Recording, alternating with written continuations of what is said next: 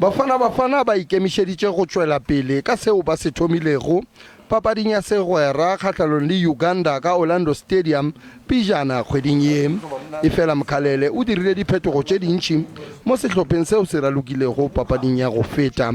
Maikemišetšo ke go oketša palo ya baraloki go yo raloka dipapading tša go leka go qualifyela dipapadi tša sebjana sa lefase. We are going to play almost 6 games, this year. So for us, it is important that we have bigger, options, rather than relying on the core that might be thinner when we get into those games. Go akareditšwe baraloki ba bararo ba sehlopha sa Kaizer Chiefs le ge go na le kgonagalo ya gore Chiefs e fihlelele di-finale tša CAF Champions League.